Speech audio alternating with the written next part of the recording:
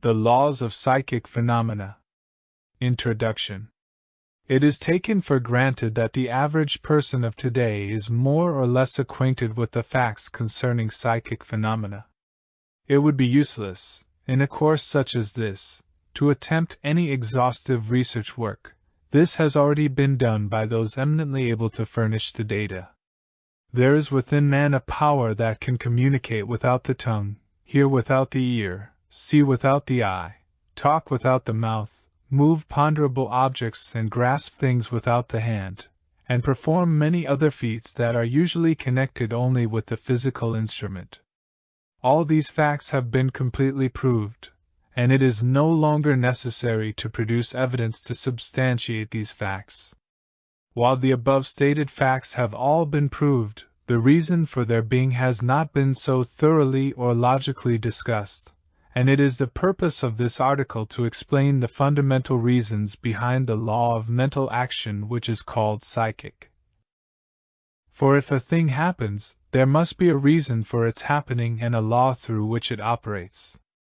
The only excuse for taking up this topic in the course of lessons in mental science is that, being the phenomena of mind, it should come under the category of known mental actions. Psychic phenomena and immortality. Psychic phenomena are closely associated with immortality in people's minds for the reason that they deal with those unseen powers which we think of as being attributes of the soul, and also because many people have attributed the phenomena largely to the agency of discarnate spirits. No apologies. While no apologies are made for the ensuing pages, yet, in justice to the truth, it must be said that many of the world's eminent scientists have investigated the subjects to be discussed, and so far, to the author's knowledge, none of them have ever refuted the ensuing facts. The powers which are exhibited through the psychic life do really exist in man, and someday he will make conscious use of them and will, thereby, be greatly benefited.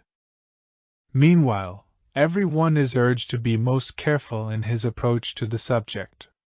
A little knowledge is a very dangerous thing, and it is to be regretted that very few people exhibiting psychic powers appear to know what the law is that underlies the phenomena.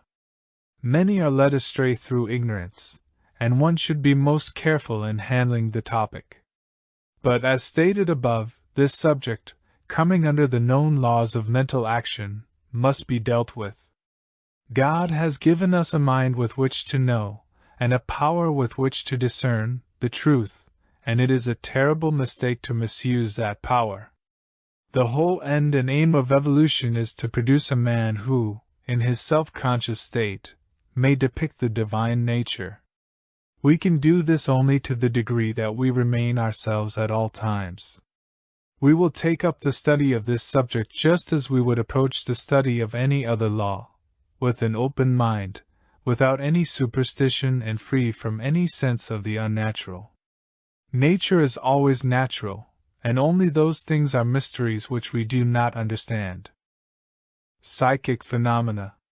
Psyche means soul. Psychic phenomena are the phenomena of the soul.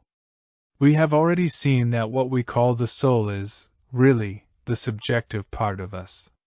We do not have two minds, but we do have a dual aspect of mentality in what we call the objective and subjective phases of mind. The objective mind is that part of the mentality which functions consciously. It is the part of us which really knows itself, and without it we would not be real of conscious entities. The subjective mind.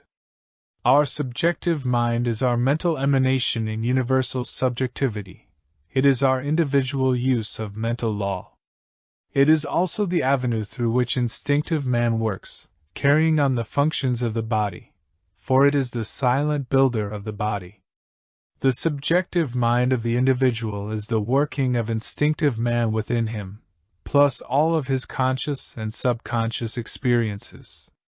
Seat of memory. The subjective mind is the seat of memory and of instinctive emotion. Being the seat of memory, it contains a remembrance of everything that has ever happened to the outer man. This memory is perfect and retains every experience of the individual life. The subjective mind also contains many of the family and race characteristics which have been experienced by individualized man.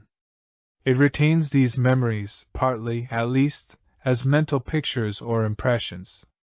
This is proven by the fact that pictures have been taken of the subjective thought, and definite outlines developed. This does not necessarily mean that every impression is retained as a mental picture, but that, in all probability, anything that the outer eye has definitely seen is retained as a more or less distinct picture. The subjective mind is a picture gallery, upon whose walls are hung the pictures of all the people whom the individual has ever known and all the incidents which he has ever experienced. Suggestion and subjectivity. The subjective mind, being deductive only in its reasoning powers, is compelled by its nature to retain all the mental impressions that it has ever received. It therefore contains much that the objective mind has never consciously known. When we realize that the individual's subjectivity is his use of the one subjective mind, we shall see that a subjective unity is maintained between all people, and that individual mentalities which are in sympathetic vibration with each other must, more or less, mingle, and receive suggestions from each other. This is the meaning of mental influence, which is, indeed, a very real thing. This also means that the subjective mind receives suggestions from the race and is, more or less, influenced by its environment. All this takes place on the silent side of life and is mostly unknown to the receiver. Race suggestion is a very real thing, and each individual carries around with him, and has written into his mentality, many impressions that he never consciously thought of or experienced, for there's a silent influence going on at all times between people under this law. Subjective communication. It is almost certain that between friends there is, at all times, a silent communication, a sort of unconscious mental conversation going on subjectively. When this rises to the surface of conscious intelligence, it is called mental telepathy. This communication with others is going on at all times, whether the conscious mind is aware of the fact or not. We are always receiving impressions that are more or less vague, and it is seldom that they come to the surface. But they are there nevertheless and are gradually building into our mentalities impressions and forms of thought that are unconsciously and silently perceived. Subjective mind and inspiration. Since the subjective mind is the storehouse of memory, it retains all that the eye has seen, the ear heard, or the mentality conceived. Since it contains much that the outer man never consciously knew, and is the receptacle of much of the race knowledge, through unconscious communication, it must, and does, have knowledge that far surpasses the objective faculties. Realizing that the subjective draws to itself everything that it is in sympathy with, or vibrates to, we see that anyone who is sympathetically inclined toward the race, or vibrates to the race thought, might pick up the entire race emotion and experience, and if he were able to bring it to the surface, he could consciously depict it.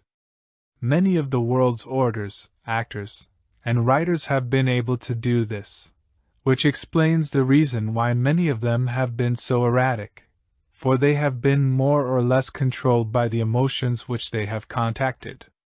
Our greatest speakers are able to contact the subjective mentality of their audiences, and in this way, not only to tell the audience what it wishes to be told, but also to send out a strong vibration that will make an equally strong subjective impression on those who are listening. It is a well-known fact that many speakers are able to connect with the mentality of an audience in such a manner as to be able to completely control it. Napoleon seemed to be able to do this, which was one of the reasons why he had such tremendous influence over his followers.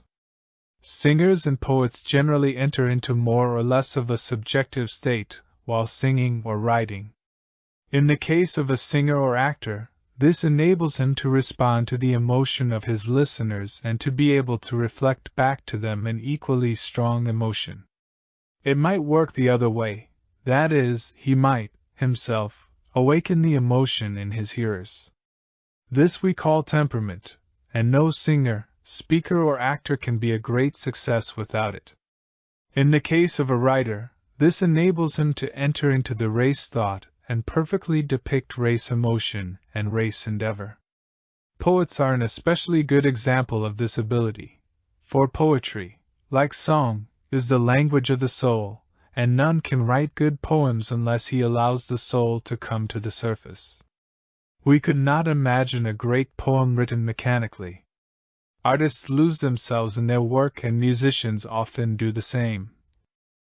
This we call inspiration. In preaching, it is probable that the orator of the pulpit often so enters into the longings of men's hearts that he reveals them to themselves. He is able to depict their thoughts and emotions, and coupling his own with theirs, give birth to a great discourse. We say that he is inspired. Anyone contacting the subjective side of the race mentality with the ability to permit it to come to the surface will have at his disposal a knowledge that many lifetimes of hard study could not possibly accumulate. But if one had to surrender his individuality in the process, he would be better off to remain ignorant. Enough has been said on this subject to show the source of human inspiration. There is, of course, a much deeper seat of knowledge than the subjective mind, that is, the spirit. But direct contact with spirit is illumination, and is a quality which has been developed in but few people. The few who have developed this quality have given the world its greatest literature, religion, and law. Mental atmospheres. Each person has a mental atmosphere which is the result of all that he has thought, said, done, and consciously or unconsciously perceived. This mental atmosphere is very real and is that subtle influence which constitutes the power of personal attraction, for personal attraction has but little to do with looks. It goes much deeper and is almost entirely subjective. This will explain the likes and dislikes for those with whom we come in daily contact. We meet some, only to turn away without a word, while others we are at once drawn toward, and without any apparent reason.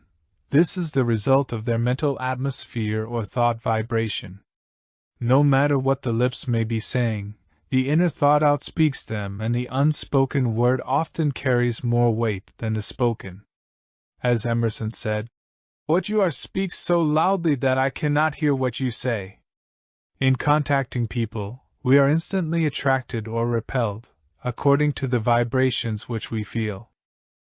A person whose atmosphere is one of love and sunshine, whose nature is to be happy, who lives a clean, wholesome life in a free atmosphere, will always attract friends.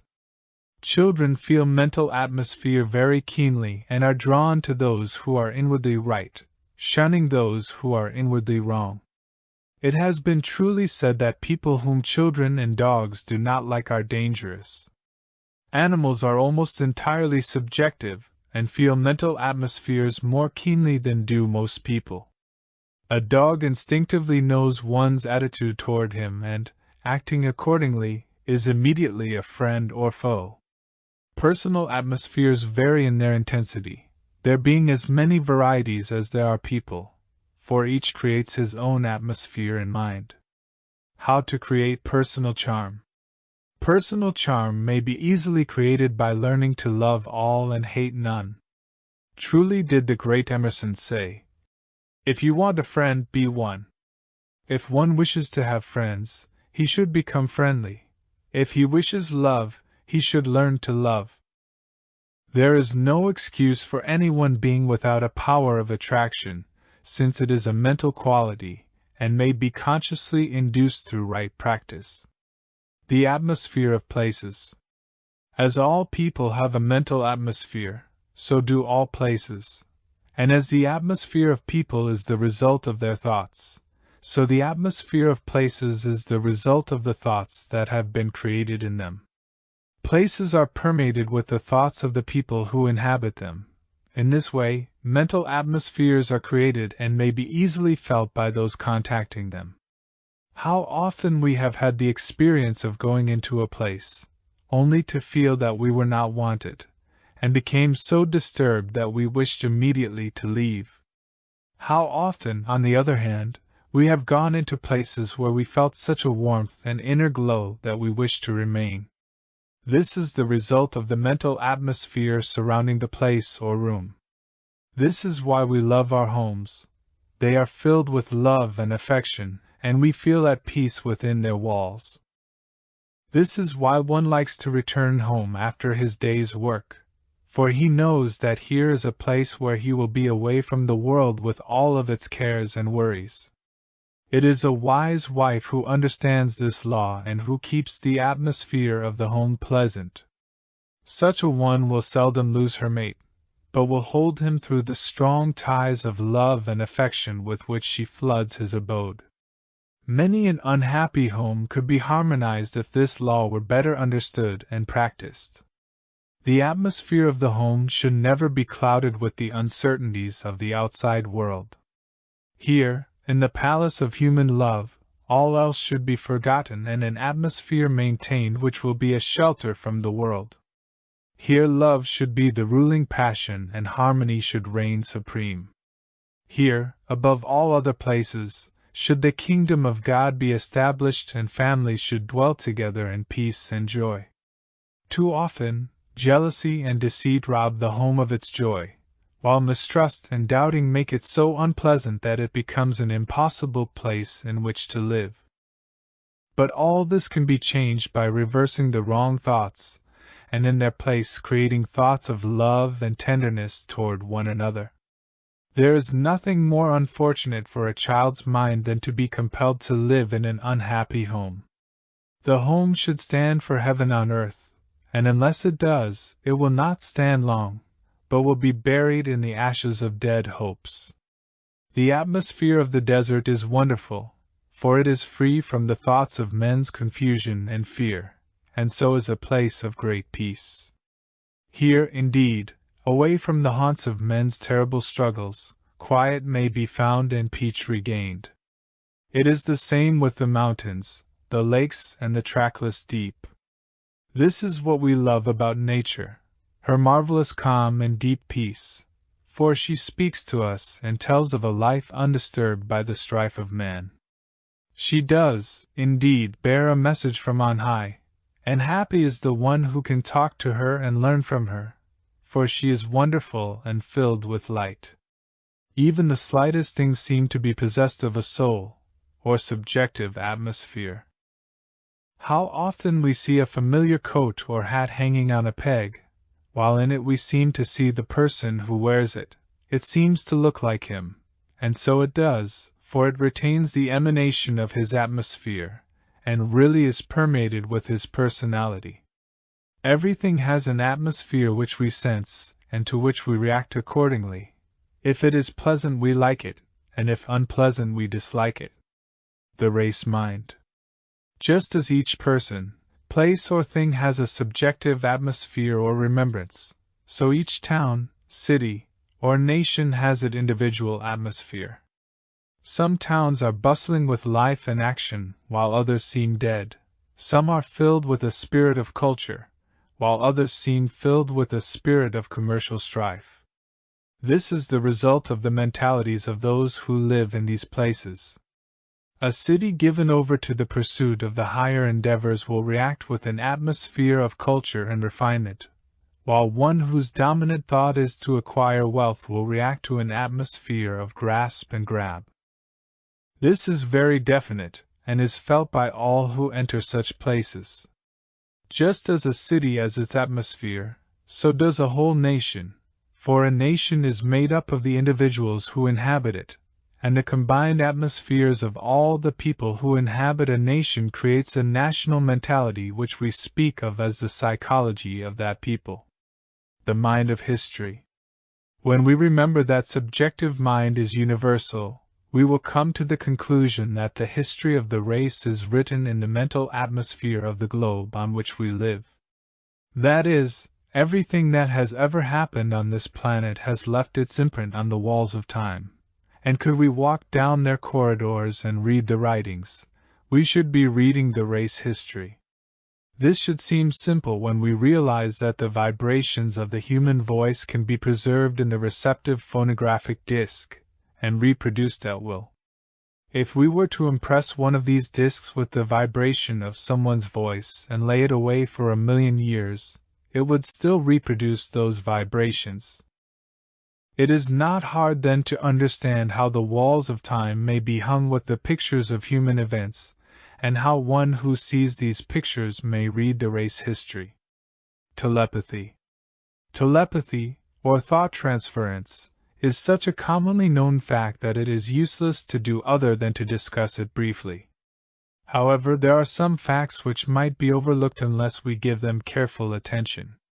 The main fact to emphasize is that mental telepathy would not be possible unless there were a medium through which it could operate. This medium is universal mind, and it is through this medium that all thought transference, or mental telepathy, takes place. Forms and matter and solid bodies may begin and end in space, but thought is more fluent. Telepathy is the act of reading subjective thought, or of receiving conscious thought without audible words being spoken. But there must be a mental tuning in, so to speak, just as there must be in radio. We are surrounded by all sorts of vibrations, and if we wish to catch any of them distinctly, we must tune in. But there is a great deal of interference, and we do not always get the messages clearly. We often get the wrong ones, and sometimes many of the vibrations come together, and seem to be nothing but a lot of noises, without any particular reason for being. It is only when the instrument is properly adjusted to some individual vibration that a clear message may be received. This is true of mental telepathy, which is the transmission of thought.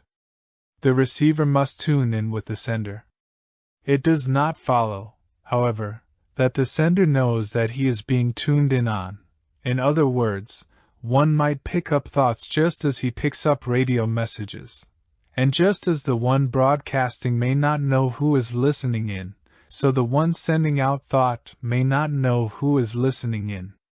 Happily, but few people can listen in mentally, and these few only with more or less certainty of success. It would be terrible to be compelled to listen in on all the thoughts that are floating around.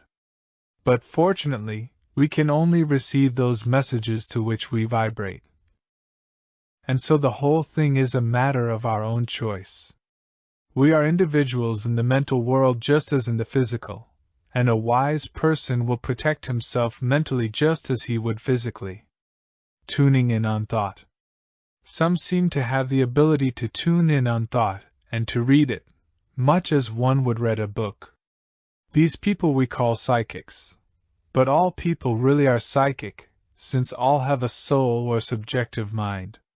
What we really mean is that a psychic or medium is one who has the ability to objectify that which is subjective, to bring to the surface of conscious thought that which lies below the threshold of the outer mind.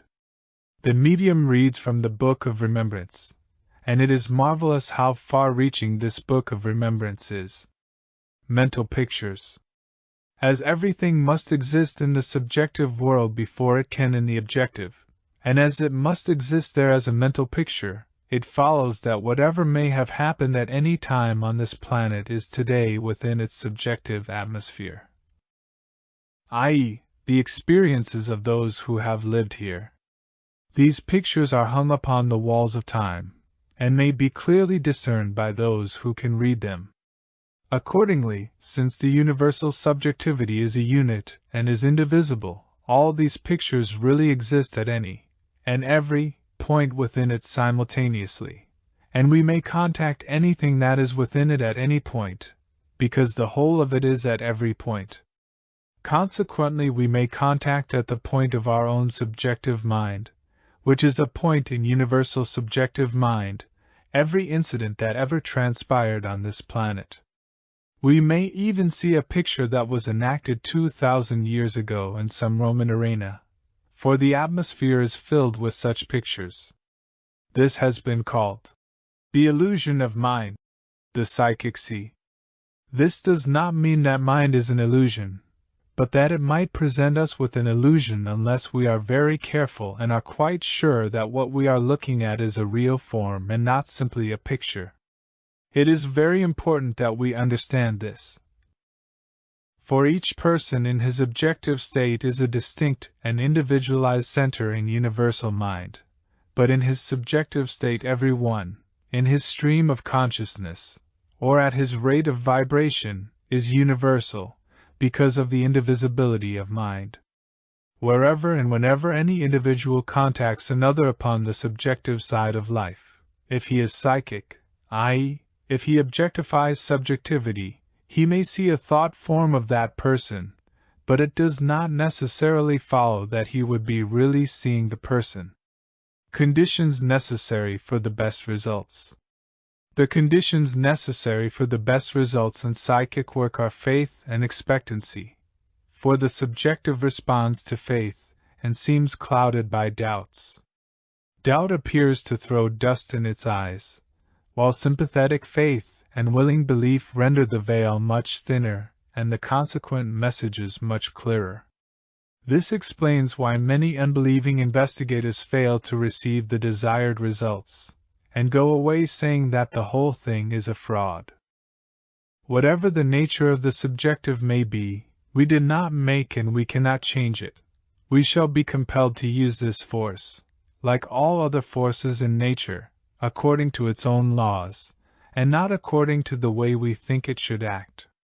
It has been completely proved that the subjective mentality responds more completely when fully believed in, and anyone wishing to investigate the psychic life would much better accept this fact and act upon it, rather than dispute it, and receive no results. If the law is complied with, the results will be certain.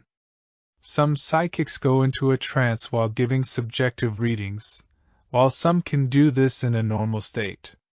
The trance state varies from a slight subjectivity to a completely submerged mentality, i.e., from simply getting in tune with thought while in a conscious state of mind, to becoming completely submerged in an unconscious state in order to get in tune with thought. It is never good to lose one's self-control, but many people do this and, in so doing, have brought to light remarkable evidence of the ability of the inner mind to perform wonderful tasks. Deep telepathic messages. It is possible at times for a psychic to tell one most of the incidents that have happened in his life, and also to tell of his friends and many of the incidents that have happened to them.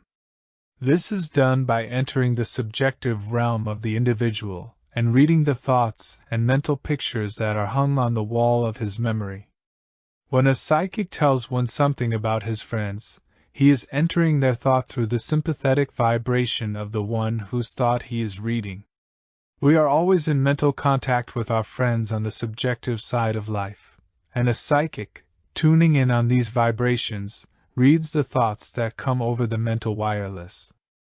Reading the history of the individual. Often a psychic will enter a person's mentality and give him a fairly complete history of his past and of the family from which he came, going back, perhaps, for several generations, naming ancestors and the things that engaged their attention while on Earth. He is reading the records of what has already happened and is a subjective remembrance of his family. For instance, people have often said to me, "I saw Emerson standing behind you this morning." Of course they did not see Emerson. What they saw was a mental picture of him, the reason being that I am a student of Emerson, and each is surrounded by the forms of the people he knows and the forms of those whose thought he studies. Personal readings. One is surprised when he goes to a medium and is told his own, and perhaps his mother's name, and is told by the medium that his mother stands beside him. The psychic often tells just how she looked while in the flesh. Now it might or might not be that what the medium says is true, for, while this personality might be consciously near, the chances are more than even that she is not, but that the medium is simply looking at a picture of her as she once was while in the flesh. A medium might, by reading one's subjectivity, be able to tell something about people who were not present at the time, because each, through a sympathetic vibration of thought, is connected with the subjective emanations of those whom he likes, of those with whom he is associated, and of those to whom he vibrates. These people might be in the flesh or out of it. The personal reading appears to be limited either to the immediate individual or to someone with whom he is in contact. The value of subjective mind reading is more or less uncertain. Generally, all that a psychic can tell is about something that has already happened or something that might happen as the result of a subjective tendency already set in motion. There are, however, deeper messages than these. Streams of consciousness. Each, being an individual identity in mind, is known by the name he bears, and by the vibration which he emanates. For, while we are all one in mind and spirit, we each have a separate and an individualized personality. This is the only way that spirit can individualize, making it possible for many to live in the one. Each, then, is represented by his stream of consciousness. And each, continuously functioning in mind, builds around himself an aura or mental atmosphere, which, in its turn, is constantly flowing out as a stream of consciousness. Because of the unity of mind, each is one with the all, and at the point where he contacts the all, he universalizes himself. This will be easily understood when we realize that man always uses the one mind. He is in it and thinks into it, and because it is universal, his thought may be picked up by anyone who is able to tune in on that thought, just as we pick up radio messages. A radio message, broadcast from New York City, is immediately present all around the world. Hard as this concept may be to grasp, we know it to be the truth. Let us shift the basis to mentality, and we shall see that the same thing happens when we think. We think into the one mind, and this thought is immediately present everywhere. It is in this sense that each one is universal. According to the unity of mind, thought is everywhere present, and so long as it persists it will be. What is known in one place may be known in all places.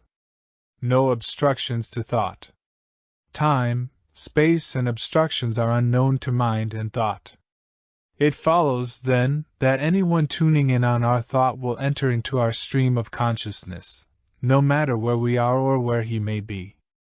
And if we still persist after the body shall have suffered the shock of physical death, this law must still hold good, for past and present are one and the same in mind. Time is only the measure of an experience, and space, of itself, is not apart from, but is in, mind. Entering the stream of thought. A psychic can enter the stream of thought of anyone whose vibration he can mentally contact, be that person in the flesh or out of it, and since we are all psychic, all having a soul element, we are all, doubtless, communicating with each other to the degree that we sympathetically vibrate toward each other. This explains the medium through which absent treatment takes place. We do not all have the ability to objectify psychic impressions, and ordinarily they never come to the surface. However, they are there just the same. This is the reason why we often feel so uneasy when in the presence of certain people, or when we mentally contact some condition, having an uneasy inner feeling but without any apparent reason. The vibration of a book. As we read and study people's thought, we gradually enter into the current of their consciousness and begin to read between the lines. We are unconsciously reading their inner mentalities. This is why we enjoy reading the thoughts of the great mentalities of all ages. More that is unwritten comes to us than mere words could possibly convey. Why saints have seen Jesus. Many of the saints have seen Jesus in this way. That is, through studying his words and works, They have so completely entered his thought that they have seen a picture of him. For the pictures of everything and everybody are hung on the walls of time, and anyone who can enter may read. It does not follow that these saints have seen Jesus, but that they have, without doubt, seen his likeness, or what the world believes to be his likeness, hung on the walls of time. When we look at a picture of a person, we are not looking at the person, but at a likeness of him. Many mental pictures. We are all surrounded by mental pictures, and a good psychic sees these pictures clairvoyantly, and reads our thoughts telepathically. A good medium has the ability, more or less clearly, to bring these pictures and thoughts to the surface and objectify them, but it does not follow that he is really communicating with the people whose pictures he sees. The human aura. Every one constantly radiates some kind of a vibration, and consequently is always surrounded by some kind of a mental atmosphere. This is called the aura. It extends from a few inches to a few feet from the body, and sometimes even farther. It varies in color and density with the varying degrees of consciousness. In moments of spiritual realization, the aura is bright yellow, merging into almost a pure white, and in moments of rage it is dark and murky in appearance. There are as many colors in the aura as there are varying degrees of thought activity in the mentality. Halo. The halo which artists have portrayed around the heads of the saints is real, and not an idea of the artists. There is a more pronounced emanation from the head than from any other part of the body, because thought operates through the brain more than through any other part of the human instrument. It is said that the face of Jesus shone so brightly, at times, that his disciples could not look upon it without becoming blinded by its brilliancy. Unpleasant atmospheres. In a combat of wills, the atmosphere sometimes appears to strike sparks, as though a battle were being waged on the subjective side of life. Unpleasant people always have a disagreeable atmosphere, and morbid people always depress. A radiant aura emanates from the one who lives a normal, happy life, and who is always at peace within himself. Habit. Habits are formed by first consciously thinking, and then unconsciously acting. But few realize that when one consciously thinks, something must happen to his thoughts. What one thinks today will tomorrow be a part of his memory. And since memory is active, what he thinks today as a conscious thought will tomorrow be submerged but active thought. This is how a habit is formed. First it is a desire, then comes the expression of this desire, then the desire becomes subjective, and the subconscious action of thought causes it to be performed automatically. First we control thought, then thought controls us. First the man takes a drink, then the drinks takes a drink, then the drink takes the man. Constant repetition gradually forms such a thought force on the subjective side of life that the very force created, in its turn, controls the one who created it. How careful we should be about what we let down into the deeper currents of mentality. All habits are formed in much the same way. They are at first conscious, then they become unconscious or subconscious. A person may create such a strong desire that it will compel him to put it into execution. This is called mania. Mania. Literally speaking, mania is a desire too strong to be controlled. We speak of one having a mania for certain things, that is, he has subjectified so much desire along some particular line that he becomes controlled by the very power which he has set in motion. Morbid people are more liable to do this than normally minded ones. For instance, let a sensitive person become despondent, and he may think of committing suicide. This thought, at first, may be put aside as unworthy, but as it returns it receives a little more attention, until at last it may become so strong that it is irresistible. Most murders are committed from this mental attitude, and most murderers are people who are mentally sick. Some day this will be better understood. Such people will be considered sick, and will be healed mentally. This shows how very careful we should be to control our thinking, never allowing the mentality to conceive ideas which we do not wish to see manifest. After all, these things are mental attitudes, and the best way to heal them is through mental treatment. Obsession. Obsession is another form of mental control and may or may not be conscious at its inception.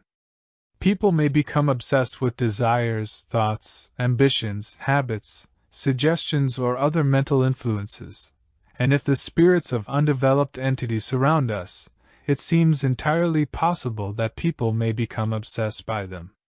The obsession of desire produces a mania to express that desire, for thought demands an outlet. Some are so obsessed by their ambitions that they are constantly driven to the accomplishment of them. Some are obsessed by the suggestion of their environment, for the mental atmosphere of places often obsesses people, compelling them to do certain things and without any apparent reason. In studying a case of obsession, we should take all the facts into consideration and reason from effect back to cause. Personal influence and obsession. People often become mildly obsessed by the mentalities of those surrounding them. This is called personal contagion. Many take on the color of their environment, and this should be guarded against, for it is a mild form of hypnotism. It is, of course, brought about through the suggestive power of unconscious mental action, and may or may not be malicious.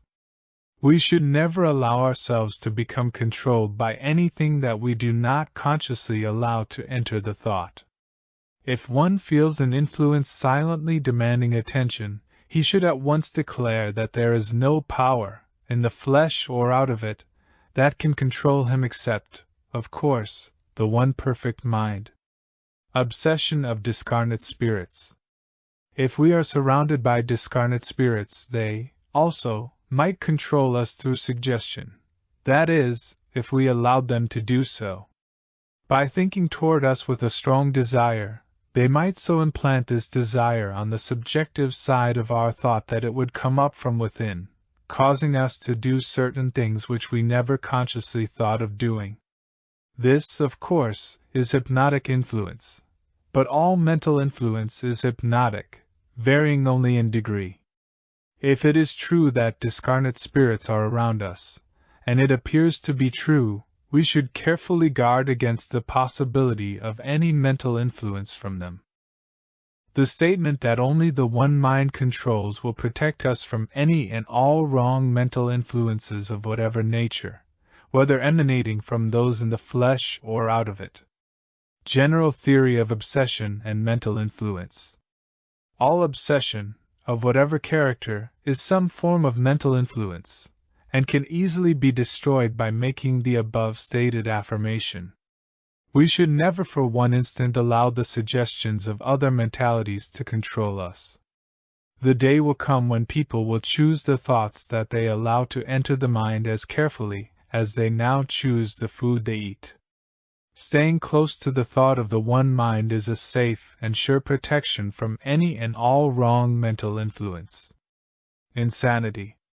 Insanity is the complete control of the conscious mind by the unconscious or subjective mind. Dwelling too long on one idea, or some sudden shock, seems to produce this state. It is easily healed by knowing that there is but one mind, and that it cannot forget itself. There is one mind in God, and this mind our mind now. The psychic power must be controlled. The psychic power should always be under full control of the conscious mind, otherwise, all sorts of influences may be picked up, which, operating under the guise of seemingly real individualities, control the one who admits them. When the psychic power is under full control of the conscious mind, it furnishes a wonderful storehouse of knowledge, for, being the seat of memory of both the individual and the race, it contains much that we do not consciously know. Normal state. A normal condition would be a complete balance between the objective and subjective mentalities. This would give an immediate access to all the wisdom of the human race, and might even extend much farther, for it could give access to a higher state, which is now more or less clogged by contrary suggestions. The subjective side of thought is the sole and only medium between the relative and the absolute. If one were in full control of his inner mentality, he could, at once, enter the absolute, and his every word would bear fruit. Jesus was such an one. In attempting to accomplish this, we do not have to come under control of any power other than that of our inner selves and our higher selves. Anything less than this is dangerous. Many seem to think that simply because they are under control they must be dealing with spiritual power.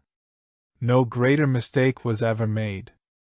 Jesus, who was fully illumined, always kept his full state of conscious thought and personal volition. The aim of evolution. The aim of evolution is to produce a man who, at the objective point of his own self-determination, may completely manifest the inner life of the spirit. Even the spirit does not seek to control us, for it lets us alone to discover ourselves.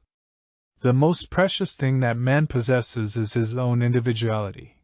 Indeed, this is the only thing that he really has, or is, and for one instant to allow any outside influence to enter or control this individuality is a crime against man's real self. The state of trance. The trance state is any state of mentality that allows itself to become submerged. It varies in degree from simply allowing the mind to become receptive, which is harmless, to a complete self-denial of the objective consciousness, i.e., allowing any and all influences to be picked up. This is very dangerous. There are many normal psychics who can, while in a perfectly objective state, read people's thoughts and perform many other wonderful feats of the mind. This is normal and no harm can come from it. It is, indeed, one of nature's ways of working and is most interesting. Normal psychic capacities.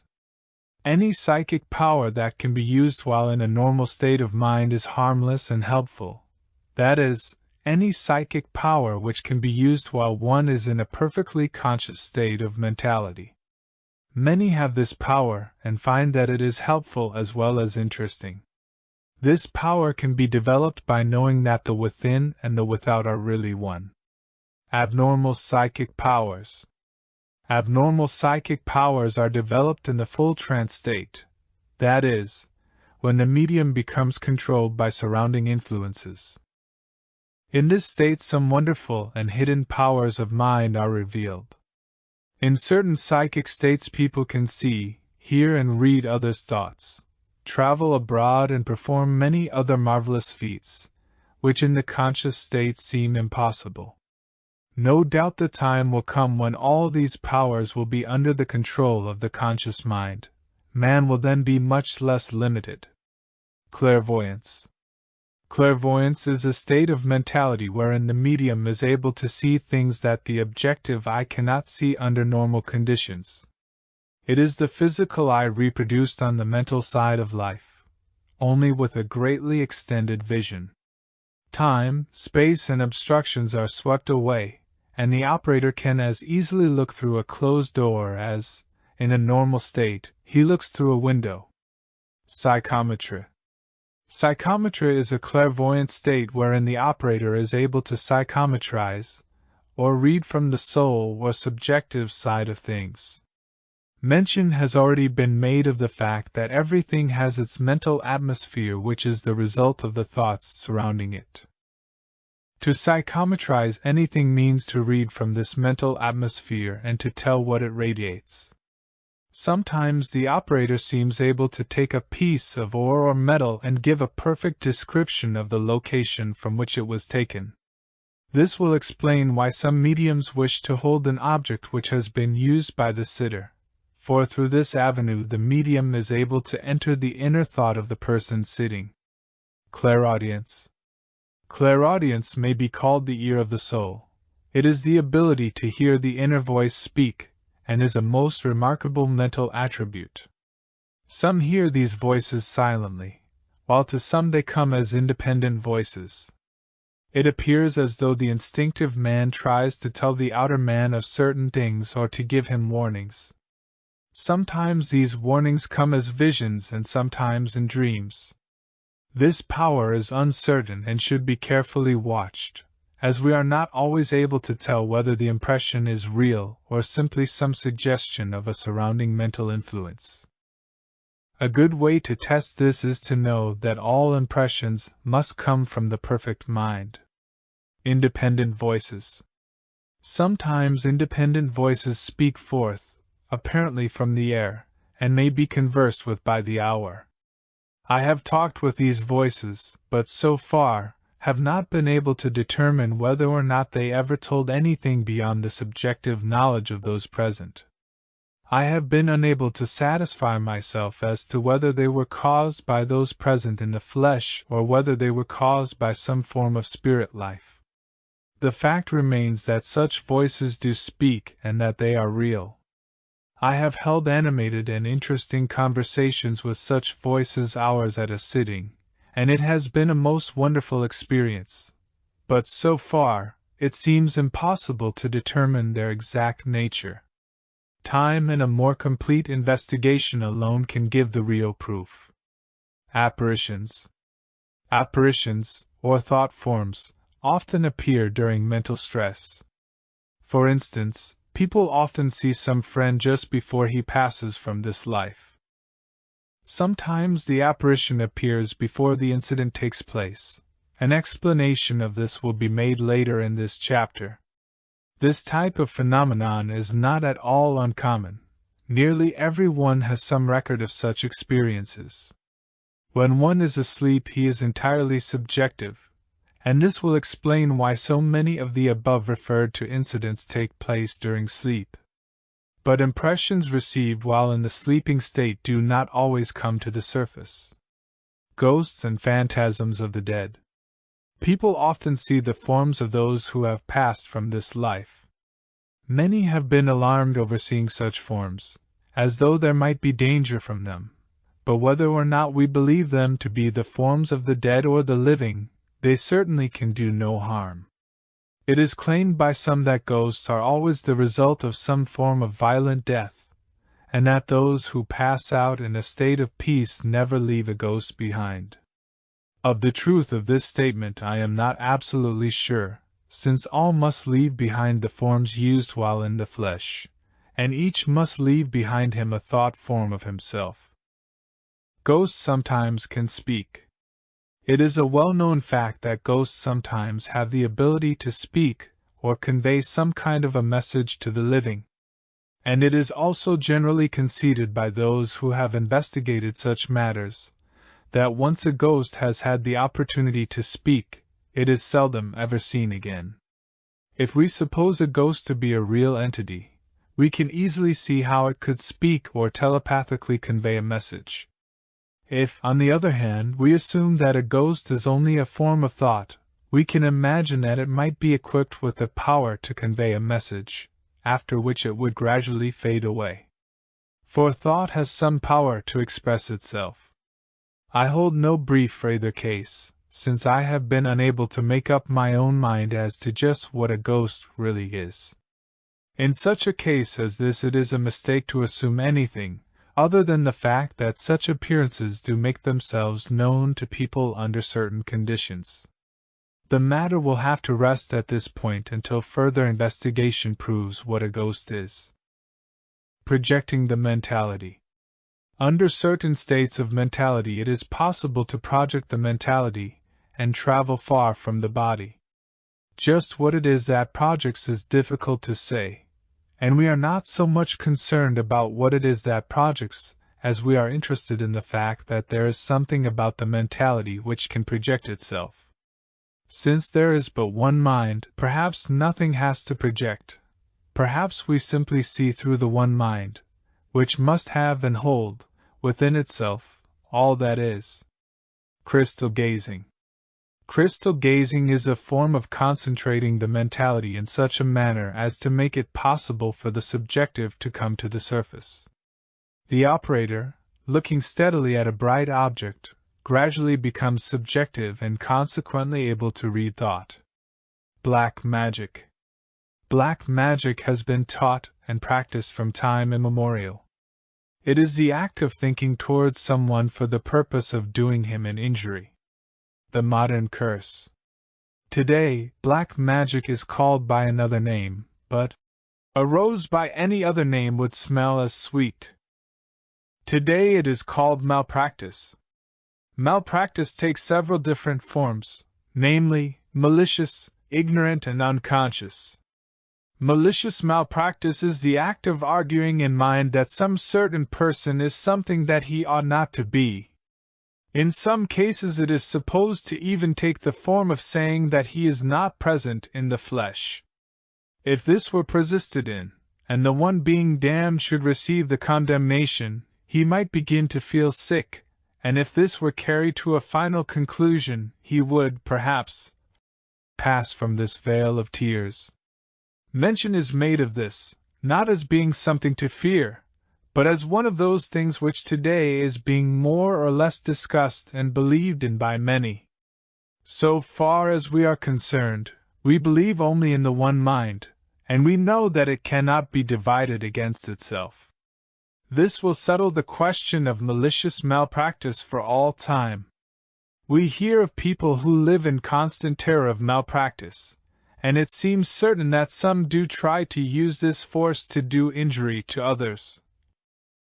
But no one with real understanding of the truth will be affected by it, nor seek to use it, for this would be playing with fire, and we are the servants to the things which we obey.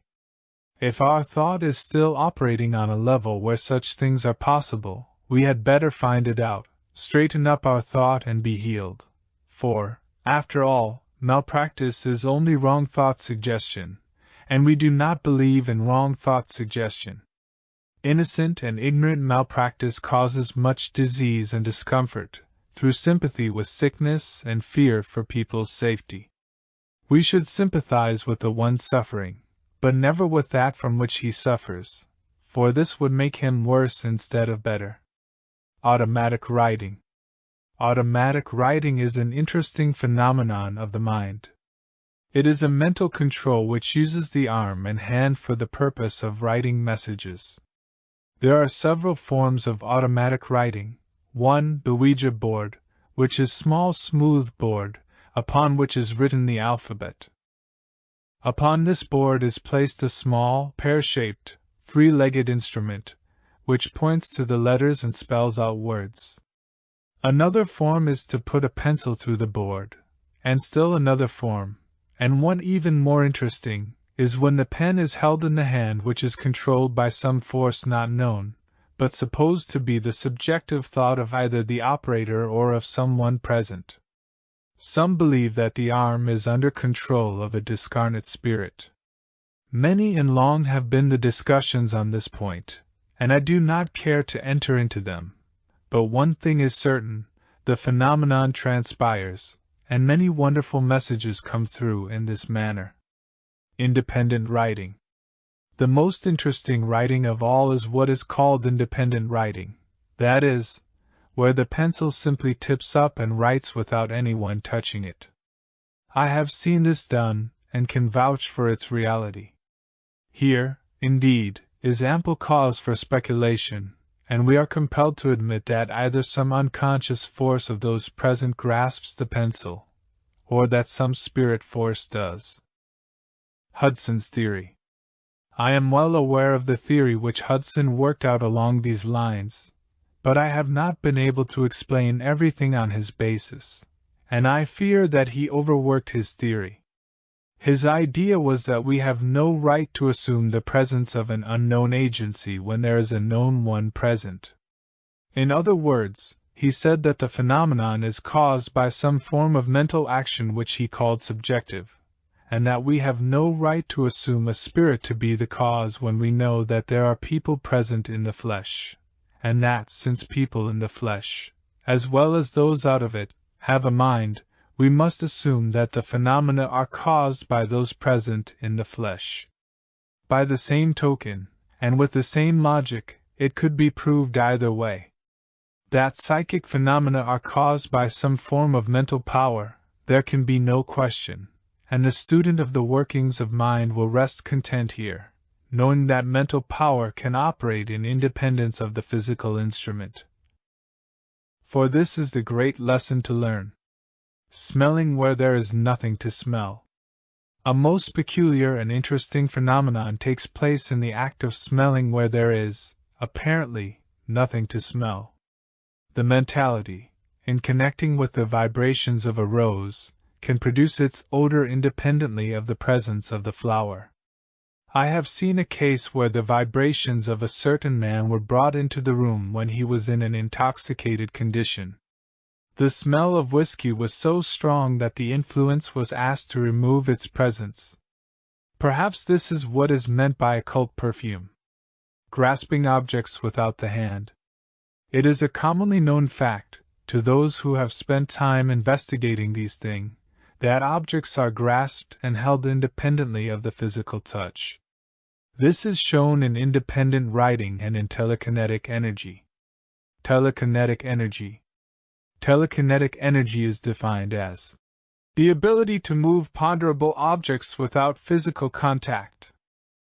This form of energy is displayed in that class of mental phenomena which cause objects to move without any physical agency, and is, therefore, caused by some form of mental energy, or by some agency other than physical.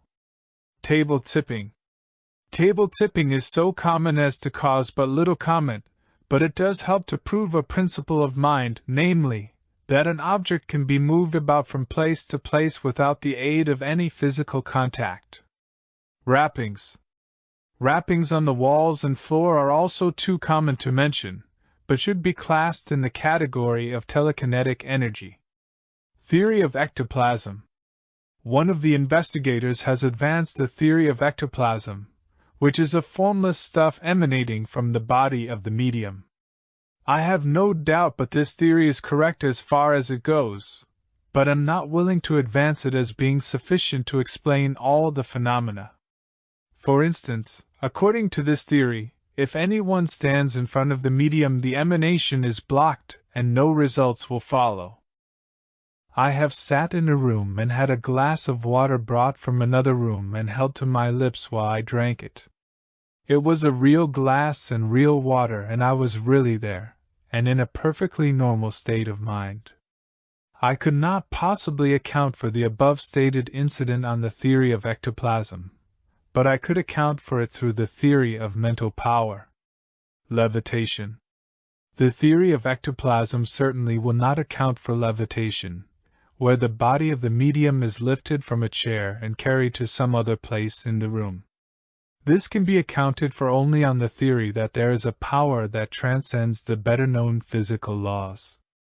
Experience has taught that there are many things in life that cannot be accounted for on any other basis than that of a mind power which operates independent of any, and of all, physical agencies. Interesting thoughts. It is interesting to realize that we have such marvelous powers, and no doubt the time will come when we shall make common use of them. They are for some purpose, and, as we live in a timeless universe, this purpose will be made known just as soon as we are ready for it. What is the cause? Whether psychic phenomena are caused by the agency of spirits, or by some inner power of our own mentality makes no difference. That they are caused by mind power is apparent, for they are not caused by what we call physical force at all, but by some finer power than we, at present, well understand. Cause for thought. It gives reason for thought when we realize that such inner powers exist. Some power, independent of the body, can see, hear, feel, smell, touch and taste without the aid of the physical instrument. Some power of intelligence within us can travel, communicate, project itself, recognize and be recognized, without the aid of the physical instrument. That there is a reason for this is certain. That this reason is natural and normal, no one can doubt, for nature is always natural, and only that is a mystery which is not understood. Time will prove all things. Time and experience, alone, will unravel the mysteries of the human mind, with its many and varied activities. So far we have but touched the outskirts of its garments. To deny these inner attributes is not only intolerant, but is downright ignorance. It is all right to say that we do not understand them, but to openly deny them is to place us, not among the unbelievers, but among those who do not know the facts. The spirit of prophecy. Subjective mind can deduce only. It has no power of initiative or self-choice, and is compelled, because of its very nature, to retain any and all suggestions that it receives.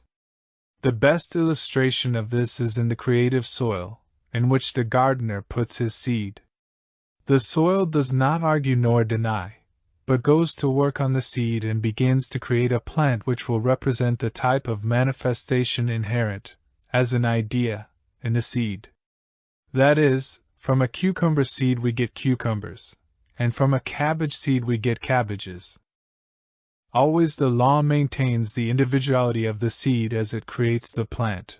Never does it contradict the right of the seed to be what it really is. Involved within the seed is the idea of the plant, as are also those lesser ideas which are to act as a medium between the seed and the plant. Involved within the seed are both cause and effect, but the seed must first be placed within the creative soil if we wish to receive a plant. In the creative soil, or in the seed, the full and perfect ideas of the plant must exist as a completed thing, else it could never be brought forth into manifestation. The idea of the full-grown plant must exist somewhere in the seed and soil if it is ever going to materialize. A lesson in subjectivity. This teaches us a lesson in subjectivity. Thoughts going into the subjective are like seeds. They are concepts of ideas, and acting through the creative medium of mind, have within themselves the full power to develop and to express themselves. But how could they express unless they were already known to mind?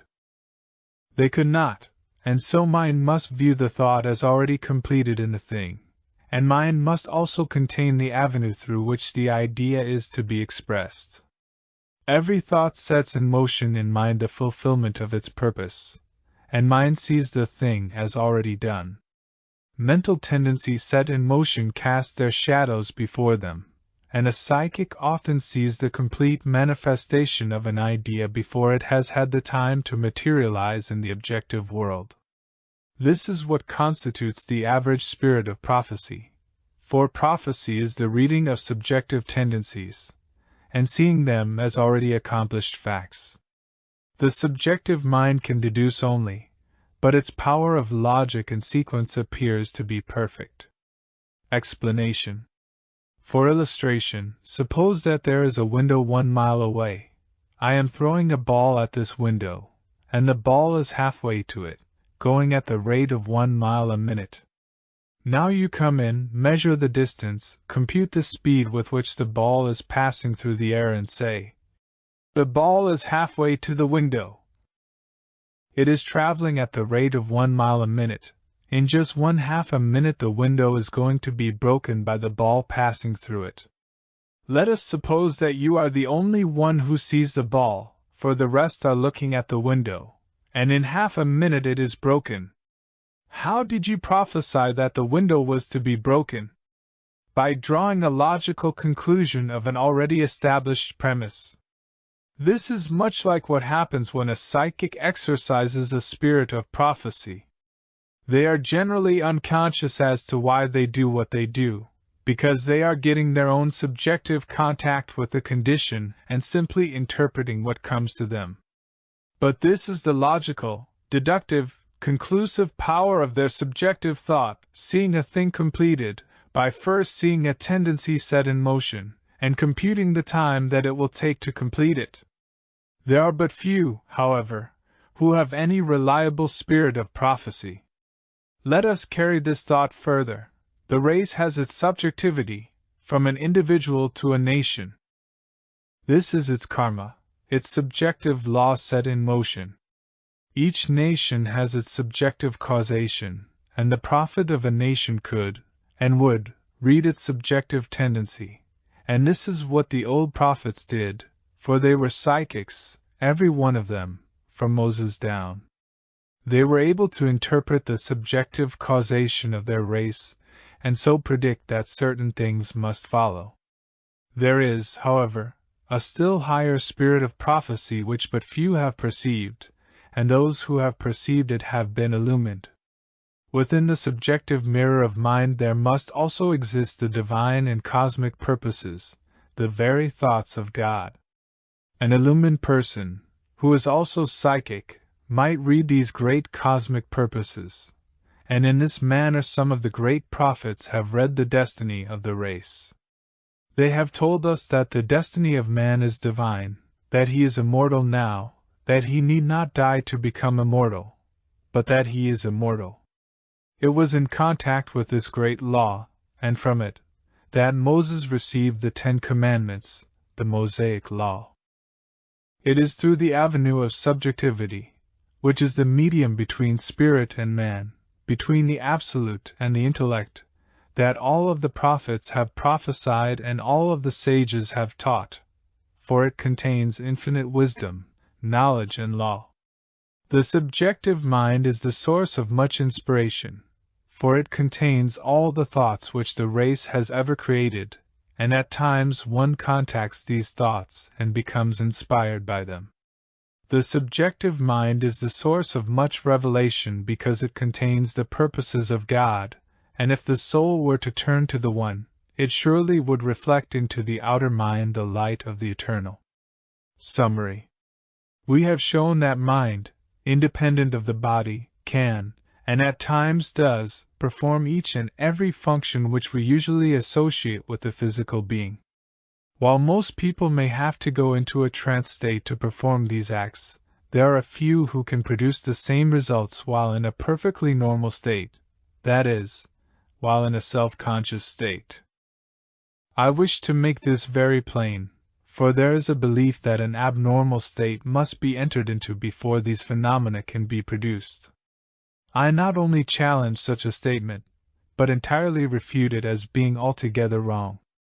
I have myself, while in a perfectly normal state, seen or experienced nearly everything that has been discussed under this heading. I am willing to admit that ordinarily a trance state is developed before the best results can be obtained, but to say that it must be developed is to contradict my own experience and refute my own observations.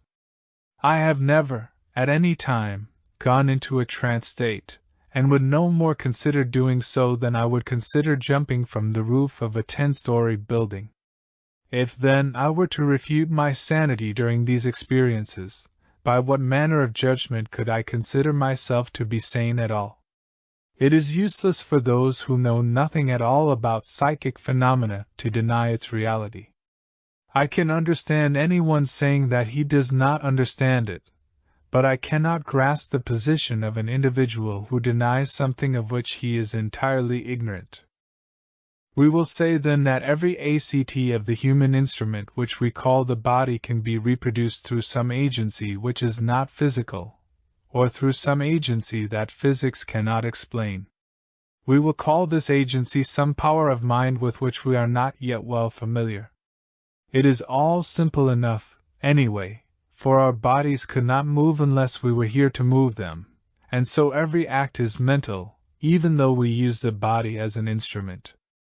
I can find no explanation for the above stated facts, unless we suppose that we have a mental body which reproduces the physical one, and which can function without its counterpart, and is entirely independent of it. It makes no difference whether we attribute the phenomena to spirits, or whether we say that we are unconsciously producing it ourselves. The fact will still remain that the phenomena are produced and can be accounted for only on the basis that we either have a mental body, which acts independent of the physical one, or that the power of thought alone, and without any physical instrument, can operate upon matter. Personally, I prefer to accept the theory that we have a mental body, since this appeals to me as being more reasonable, and certainly much more human. If we assume that spirits have the ability to move ponderable objects without physical contact, We are assuming that they have a mental body, or that they operate their thought to produce the phenomena.